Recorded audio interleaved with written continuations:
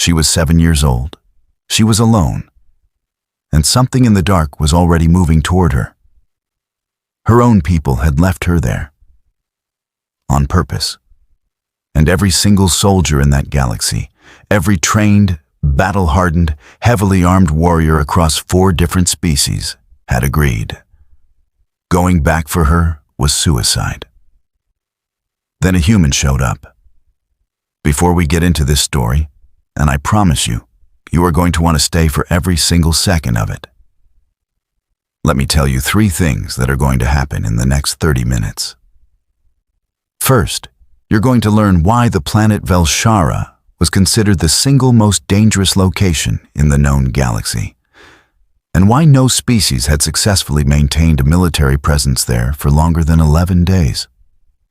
Not the Kreth, not the Dominion fleet.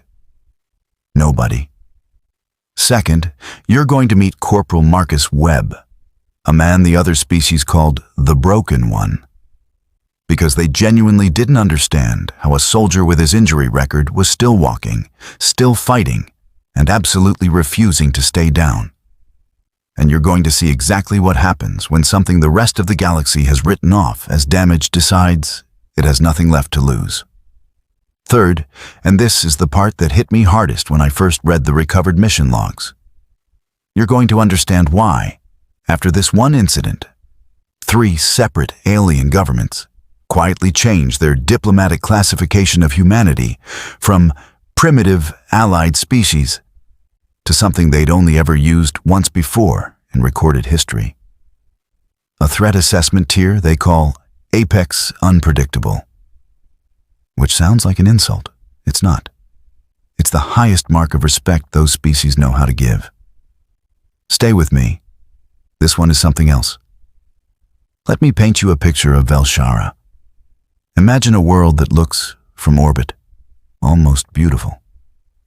The whole northern hemisphere glows faintly amber at night, not from city lights, but from a species of bioluminescent fungus that covers everything. Every tree, every rock face, every collapsed structure from the 6 different civilizations that have tried and failed to colonize this planet.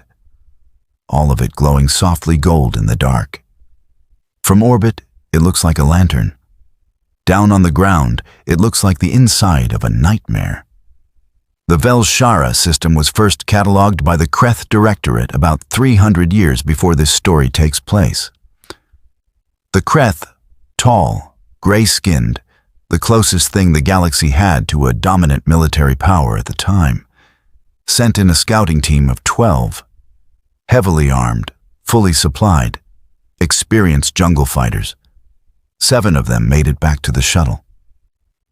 The Kreth classified the planet as a restricted biological hazard zone and didn't go back for 80 years.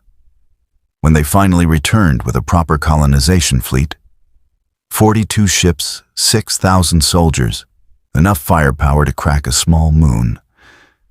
They lasted 9 days before emergency extracting with barely 4,000 survivors and a mission commander who reportedly couldn't speak coherently for 2 weeks after. Here's the thing about Velshara that every species eventually learns the same way, the hard way, and that every species forgets to warn the next species about. It's not one threat. It's not a predator or disease or a hostile environment. It's all of them, and they work together, not intelligently, not with coordination or planning. But Velshara's ecosystem had evolved over millions of years into something that functions brutally and efficiently, like a single organism. The spore fields disorient you.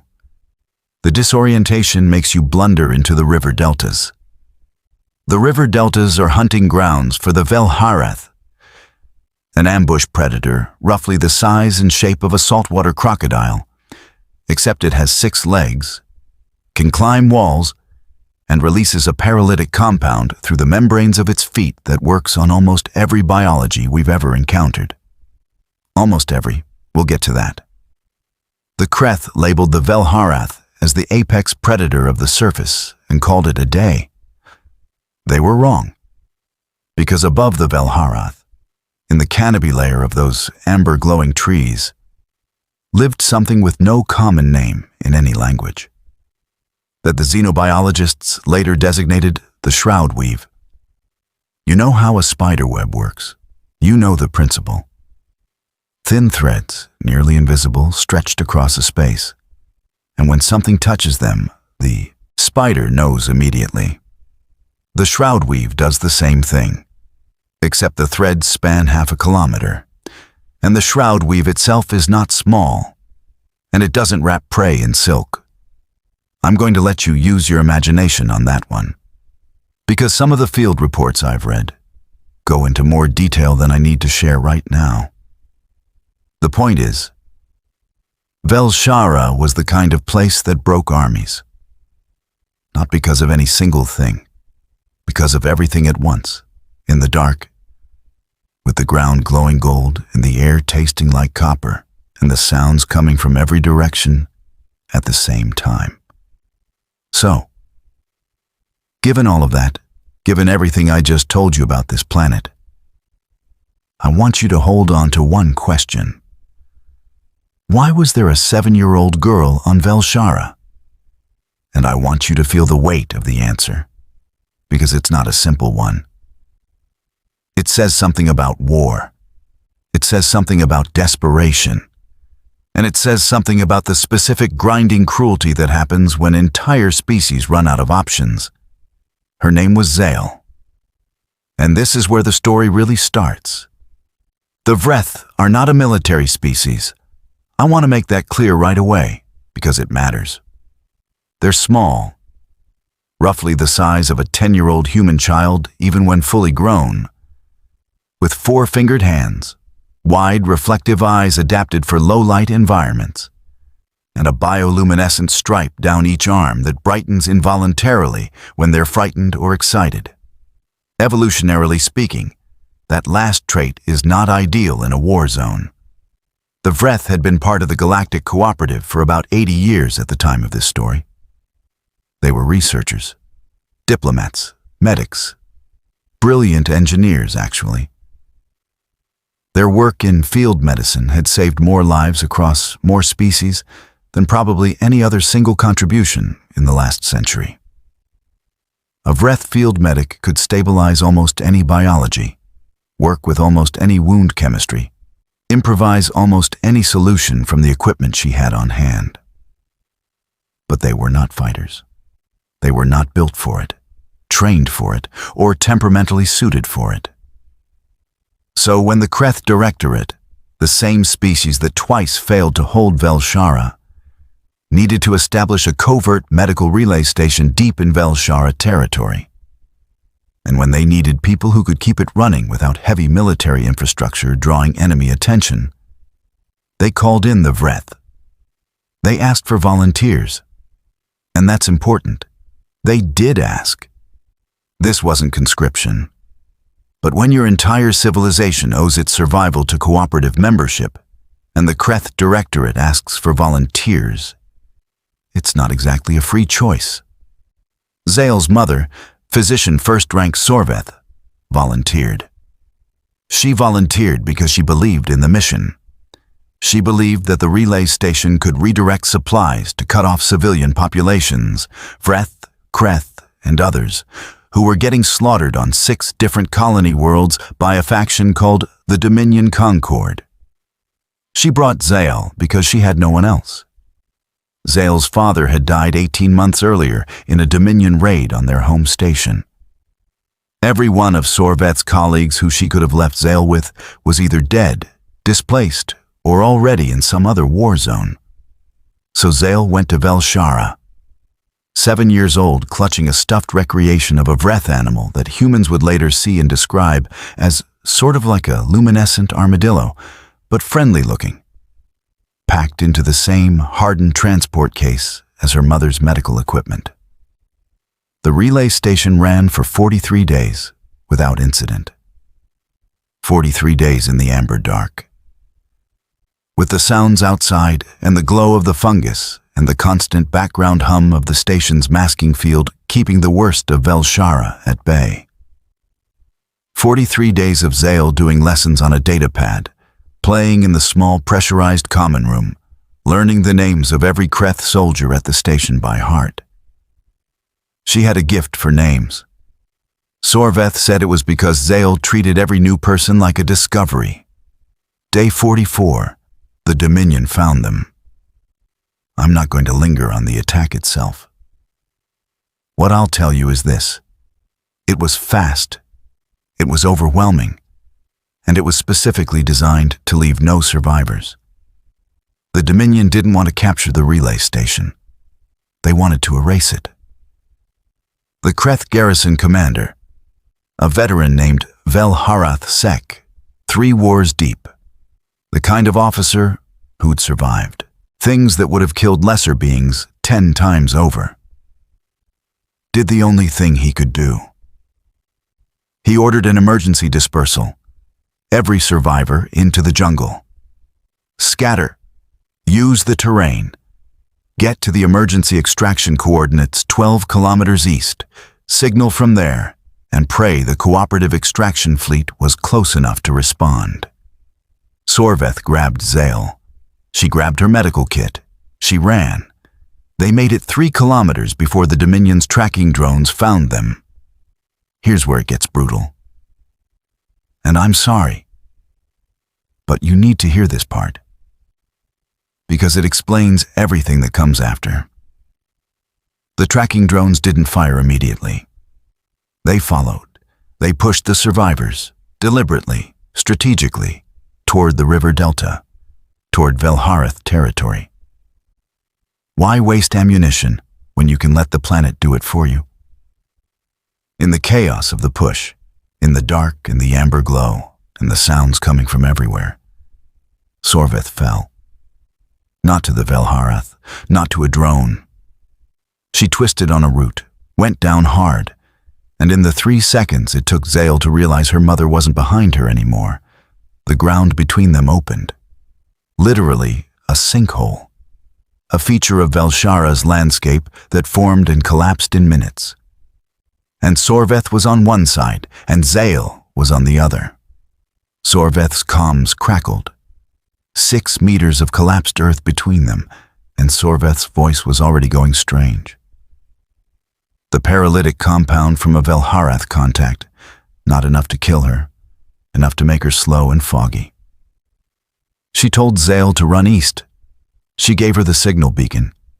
She said the soldiers would find her, and then the Velharath took her. Zale ran.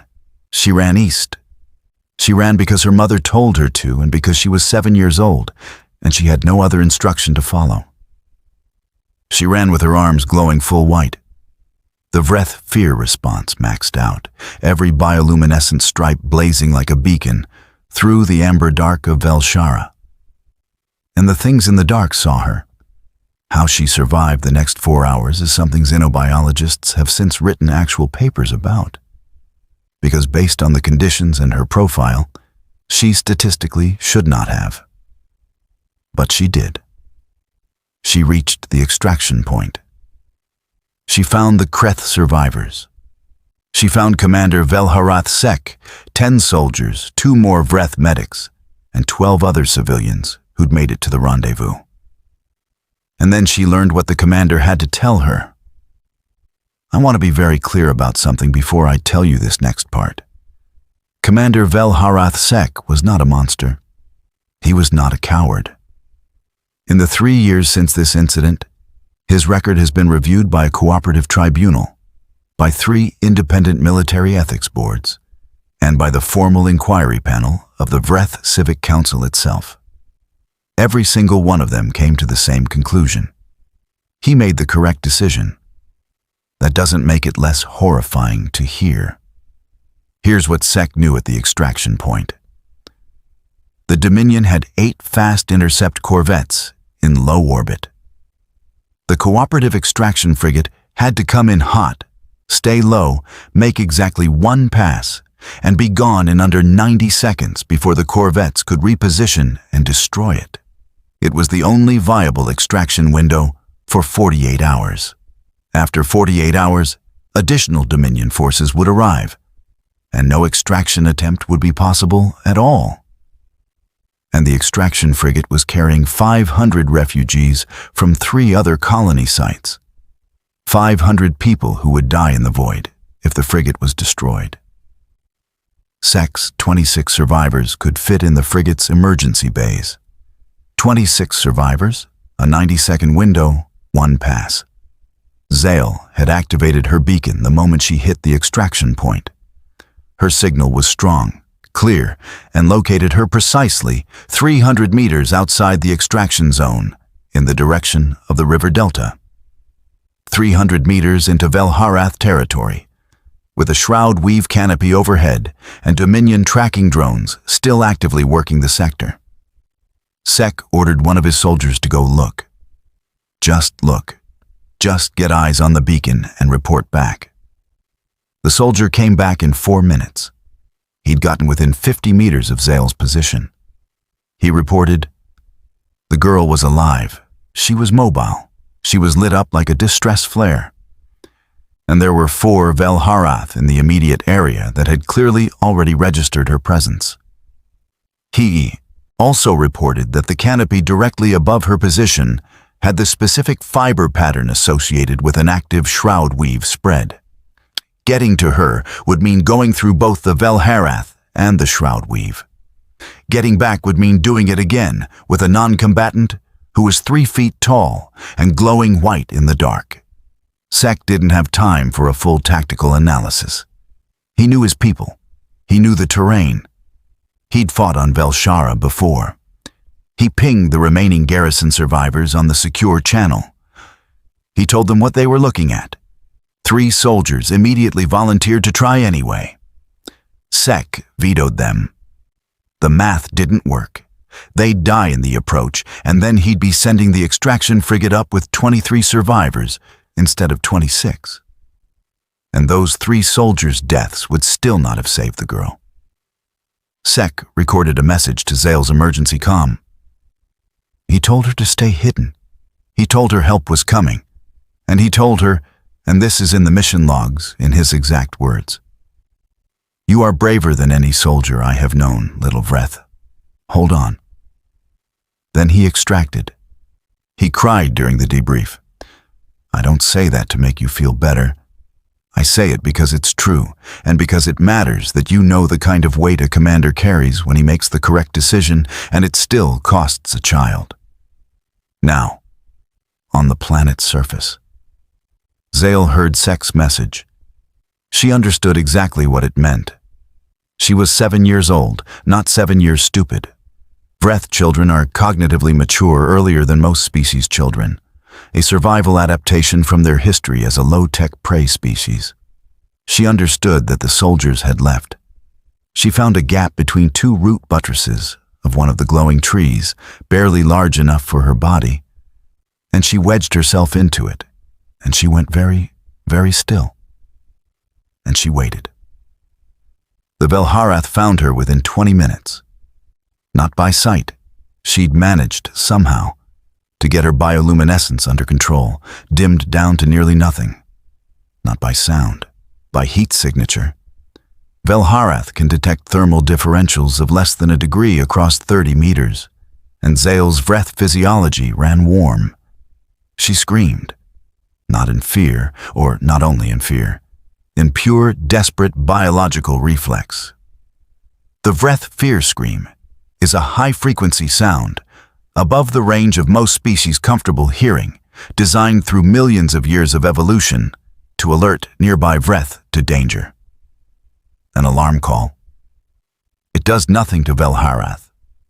It does nothing to Dominion drones. But in the mission logs, there's a notation from the one piece of equipment SEC soldiers couldn't take with them.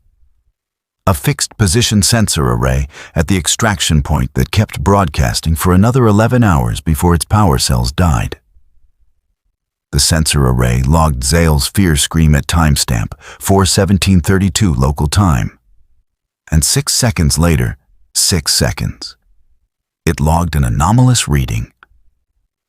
A biometric signature it couldn't classify.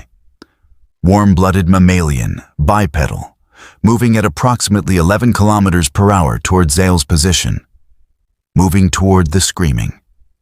In Velshara, at night, running toward it. There's a specific moment in the recovered footage, pulled from the station's last remaining exterior camera, which stayed online for 16 hours after the attack, where you can see Marcus Webb. You can't see his face. You can barely make out his form in the amber glow. He's moving through terrain that the Kreeth soldier hadn't been able to cross in 4 minutes of careful advance, and Webb is crossing it in 30 seconds at a flat run. He has exactly one working arm. His left arm is in a crash brace that's clearly field improvised, clearly painful, and clearly keeping a compound fracture from getting worse. He's holding his weapon in one hand, and he's using that weapon arm alone to deal with everything the jungle throws at him.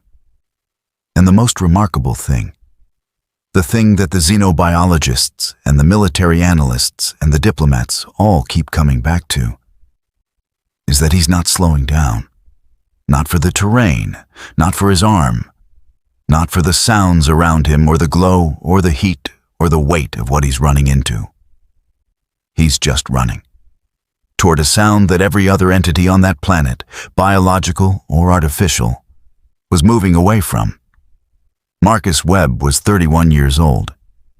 He'd been with the Cooperative Joint Forces for 6 years, assigned as HFY's liaison specialist, one of the early human soldiers embedded with alien units, both to learn and to teach. His file is something. 14 documented combat engagements, wounded in 8 of them, returned to active duty in 7.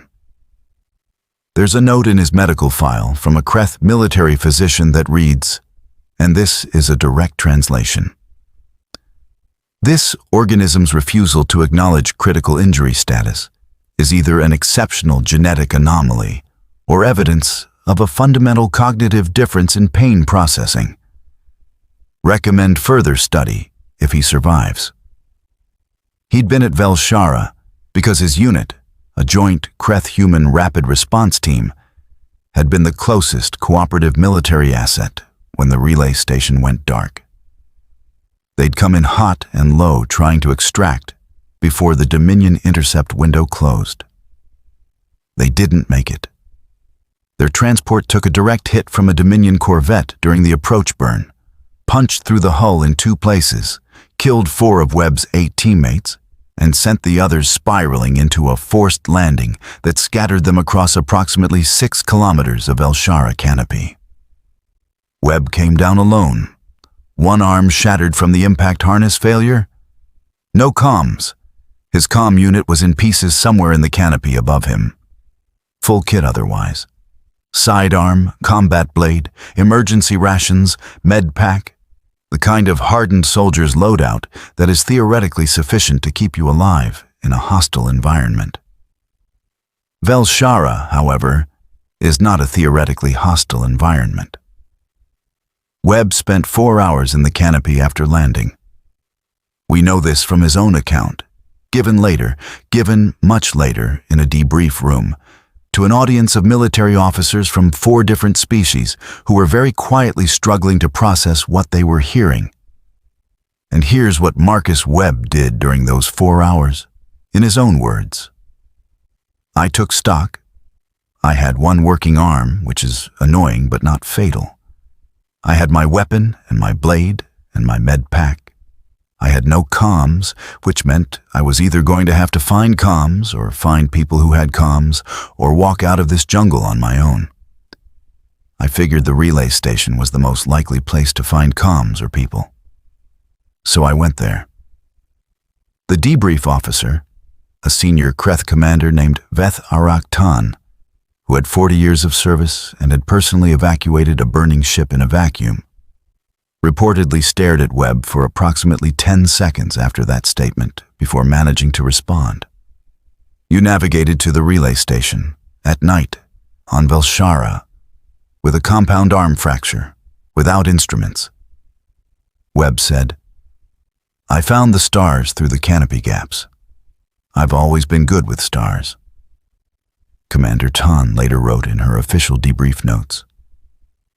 The human's affect during this recounting was consistent with describing a mild inconvenience. I have reviewed the route he subsequently described. It passes within direct approach distance of at least 2 confirmed Velharath hunting grounds and 1 shroud weave anchor point.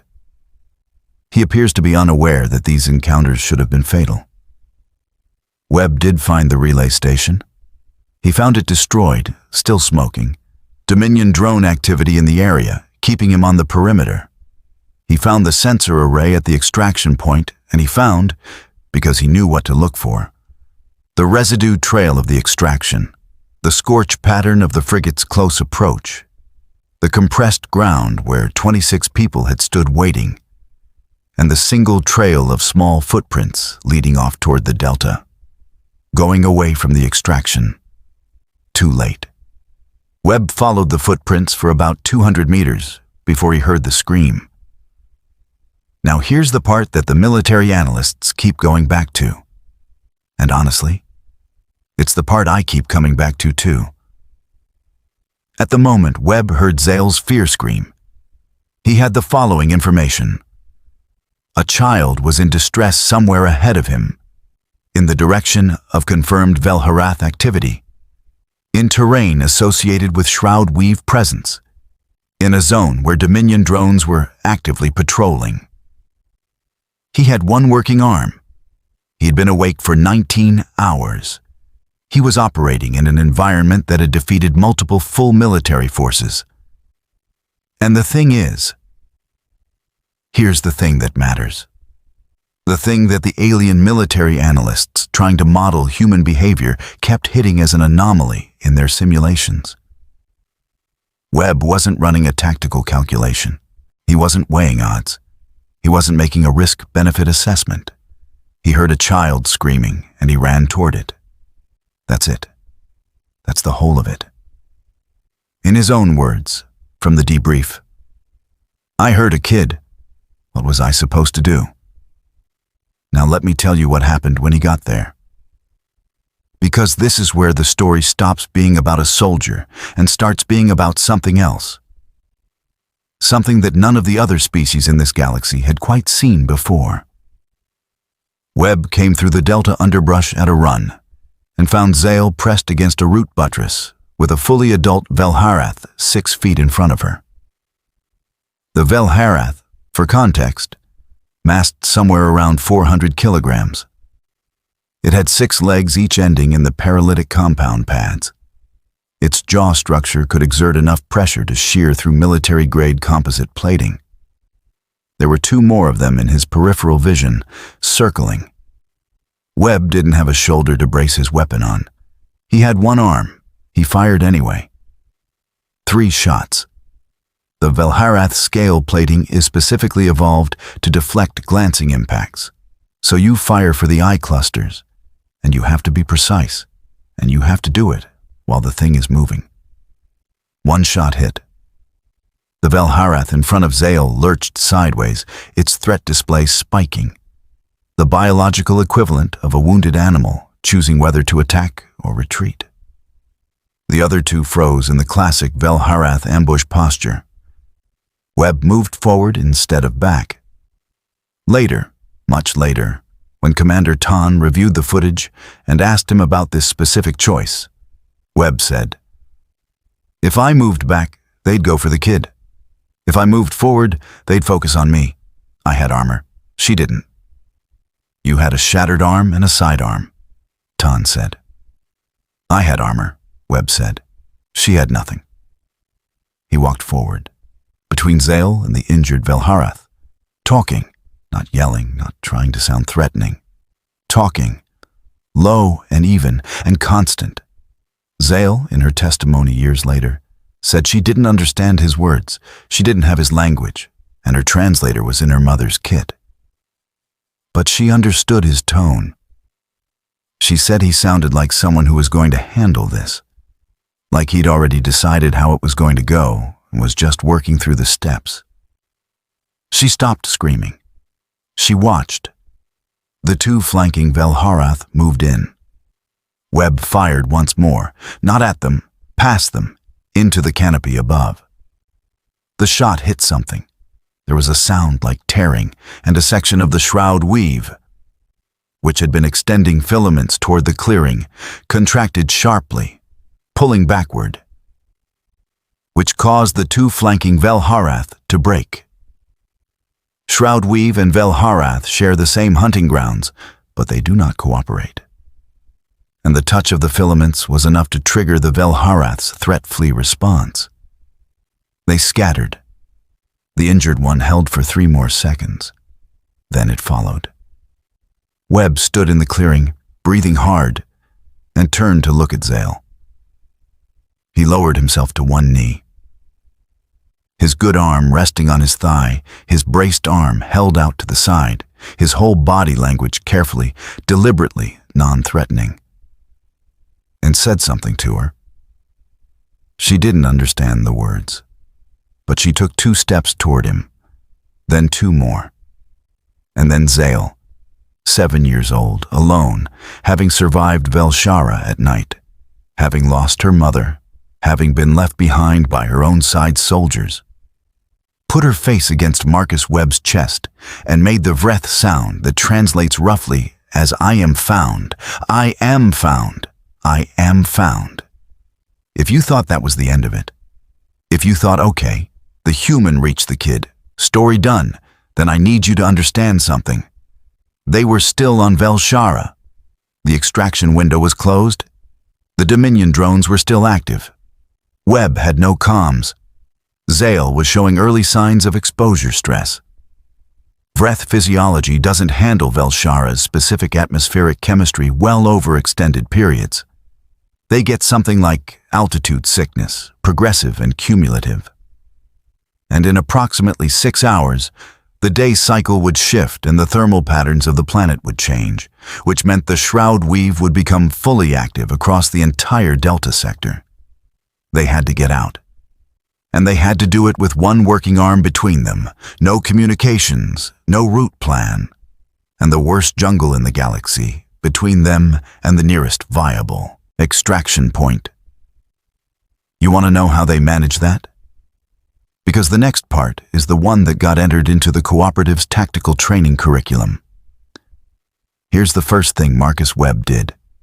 Standing in that clearing with a 7-year-old alien child pressed against him, he sat down, not collapsed, not gave up, sat down deliberately, cross-legged, or as cross-legged as you can get in full combat armor, and pulled out his med pack, and he started going through it. Now, a human combat med pack is designed for human physiology. Webb knew this. He also knew, from his liaison training, the basics of Vreth biological chemistry. He knew that Vreth respiratory systems are sensitive to a specific compound that's present in the atmosphere of Velshara in elevated concentrations. He knew that without a filtration system, Zale's lungs were going to start struggling within the next several hours. His medpack had a portable filtration membrane. It was designed to fit over a human face, but the sealing strip was flexible, and Vreth faces, he was looking at Zale's face while he was thinking this, were proportionally about 70% of human size. Close enough. He modified it, one-handed, using his teeth and the edge of his boot for leverage. It took him 18 minutes. Then he looked at Zale and mimed putting it on her face. She looked at it. She looked at him. She reached out, very carefully, and took it from his hand. She put it on correctly on the first try. Webb later said, in the debrief, "She watched how I handled it and figured out the mechanism. It took her maybe 4 seconds to work out the sealing strip. I've seen trained soldiers take longer." Commander Tan noted in the debrief record, "Vreth children typically demonstrate exceptional mechanical reasoning at early ages. This is documented. What is not documented, and what we are still processing, is that the child trusted the human enough to put an unfamiliar device on her face within 15 minutes of meeting him. Then they started moving. And here's where it gets remarkable, not just for the survival value, but for what it tells you about how these two communicated. Across a language barrier, across a species gap, across every difference you could possibly stack between a human soldier and a Vreth child. Webb couldn't explain his route in words, so he didn't use words. He used gestures, and he used Zale. Because here's something about Vreth biology that actually helped them in this situation. Those bioluminescent stripes, the ones that glow bright white when a Vreth is frightened. Zale's stripes weren't flaring in full fear white anymore. She'd gotten them mostly under control. That same survival focus that had gotten her through 4 hours alone in the jungle kicking in again. But they were still reactive, still reading the environment. When they moved through an area that made Zale nervous, when her biology was picking up something Webb's human senses weren't, her stripes would tick upward, not scream white, a warning amber. Webb noticed this within the first 10 minutes. He started watching her stripes instead of the terrain. He let her lead, not in terms of navigation. He was navigating, using the stars and the terrain features and the sound patterns of the jungle that he'd been reading for hours.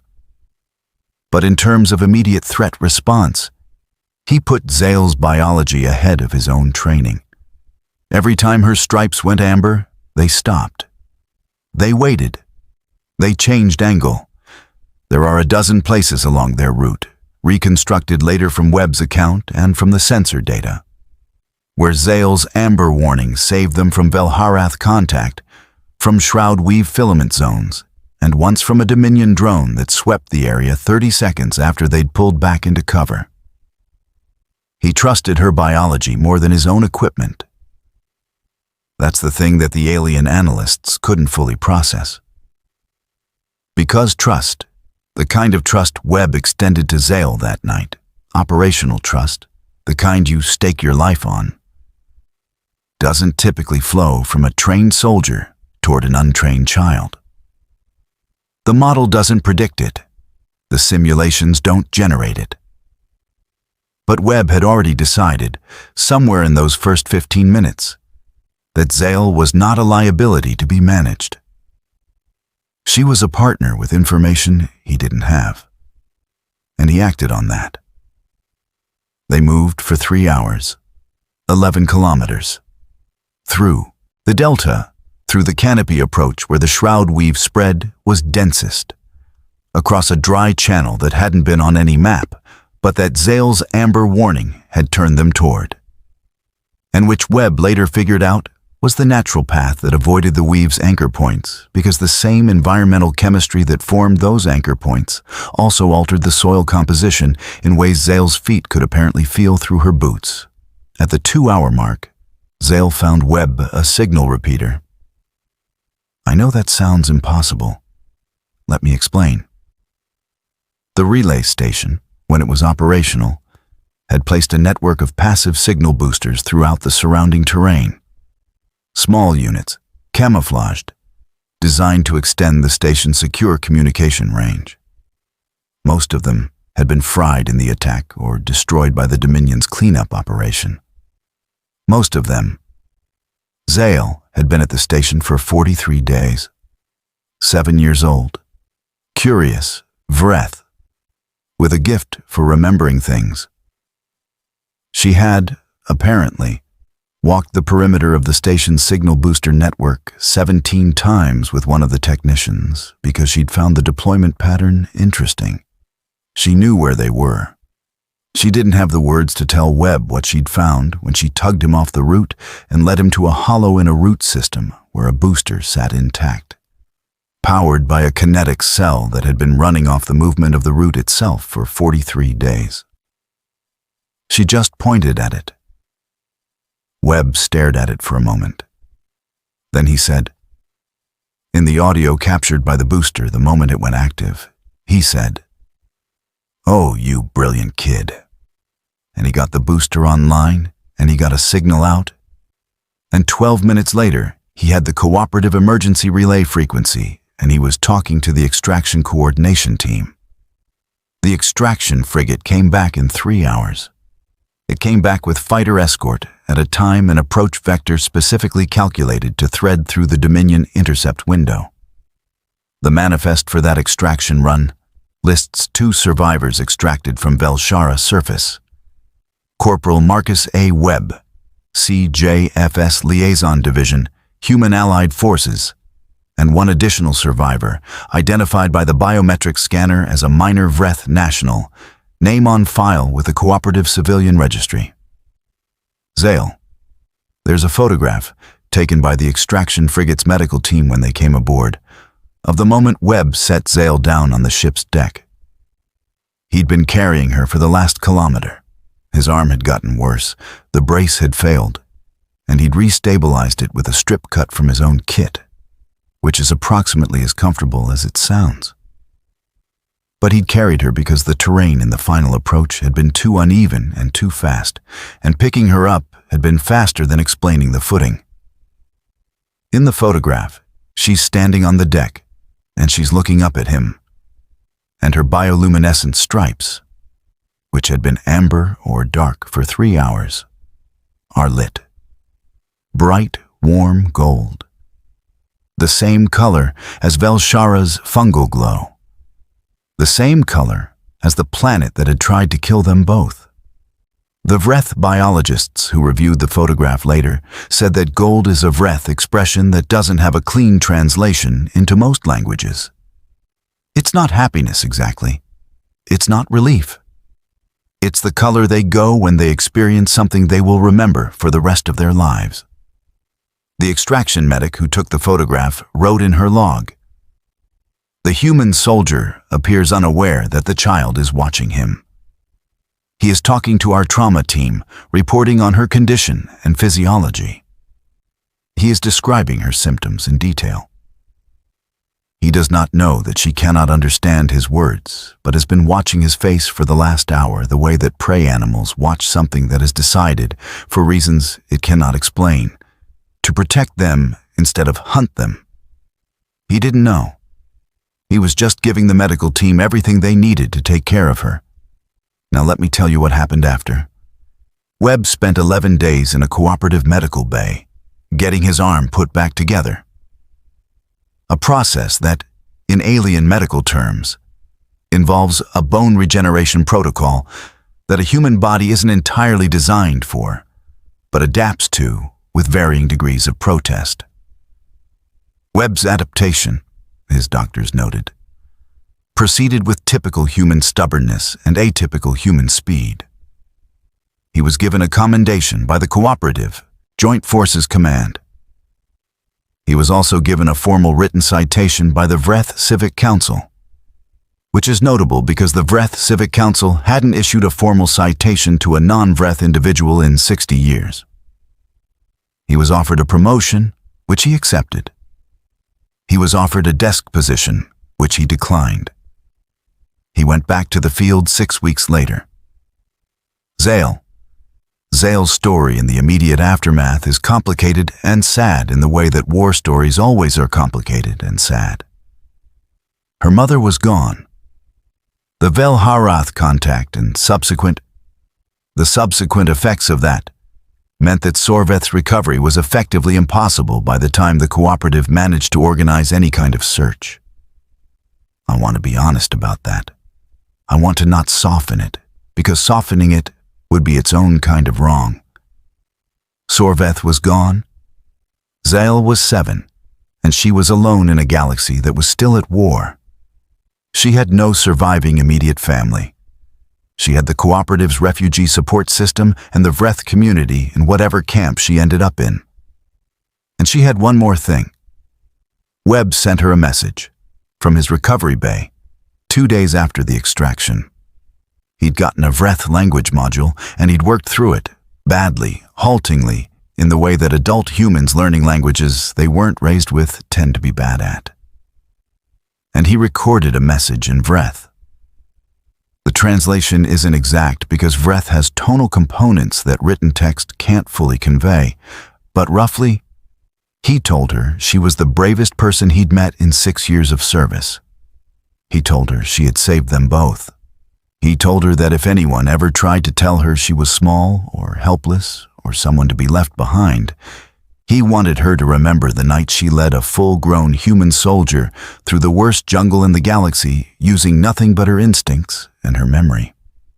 He told her, "You found the signal booster. You got us out." And he was right. He did this thing, this honest, plainly stated, completely accurate thing. He redistributed credit.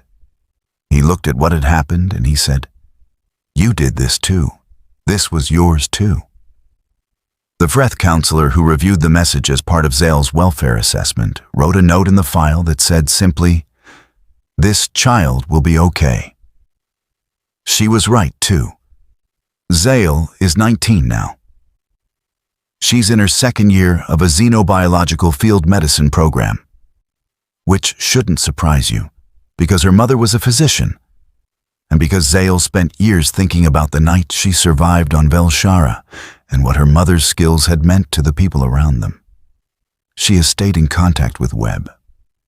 They exchange messages. He's still in the field, still refusing to take a desk, still accumulating a medical file that makes cooperative doctors quietly marvel and shake their heads. And the diplomatic reclassification?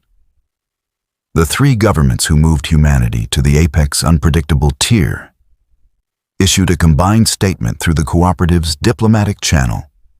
It was technical and bureaucratic, and phrased in the careful language of diplomatic documentation. But one of the analysts who reviewed it for the Human Allied Forces press office translated the underlying sense of it into plain language. And I'm going to read you what she wrote. What these governments are saying, if you strip away all the formal language, is this: we thought we understood humans. We had them categorized. Small numbers, short-lived, physically unimpressive by galactic standards, emotionally volatile, unpredictably aggressive. We thought we knew what those traits added up to. What we did not account for was this: a species that runs towards screaming. That factors a child's fear display into their tactical decisions as valid threat intelligence. That stops when it could keep moving to modify medical equipment with its teeth. That says, "You saved us both," to someone who couldn't have survived 5 minutes without them. We had the threat assessment wrong, not because humans are more violent than we thought, because they are more relentless, more adaptive, and because their threat calculus includes variables, specifically the variable of "there is a child in that direction," that we did not model and cannot fully predict. That is what apex unpredictable means. Not dangerous in the ways we expect. Dangerous in ways we cannot anticipate, for reasons we cannot replicate, in pursuit of outcomes we would not have prioritized. We do not fully understand them. We are glad they are on our side. I keep coming back to that photograph. Zale on the deck, lit gold, watching Webb who doesn't know she's watching. I keep coming back to what the Velharath did and didn't do when Webb walked toward them instead of away. I keep coming back to Sec crying in the debrief room and being right anyway. I keep coming back to Zale's stripes going amber in the dark, and Webb deciding, no deliberation, just deciding, that the amber was worth trusting. There's a story type that gets told a lot in military history. The lone warrior, the impossible odds, the heroic extraction. And this story has those elements. But that's not actually what it's about. It's about trust given across a gap so wide it should have been unbridgeable. A soldier and a child. 2 species. No common language. The worst possible conditions. And somehow, what came out of it was a partnership that worked. That saved both of them. Not because Webb was invincible. His arm was broken and his team was gone, and he was running toward monsters. Not because Zale was helpless. She'd been alone in Velshara at night, and she'd survived it. She found the booster. She knew the network, because they looked at each other across every barrier, and each one saw the same thing. Someone who wasn't going to quit. If you want to see another story about humanity's place in a galaxy that didn't quite know what to make of us, about the moments when being human turns out to mean something none of the other species expected, then there's a link somewhere up here, and it'll take you to one of my favorites. The story of the Kreth officer who asked a human diplomatic attaché a question about fear and got an answer that changed how an entire civilization thought about courage. It's a different kind of story, but it's cut from the same cloth. I'm glad you stayed. I'll see you in the next one.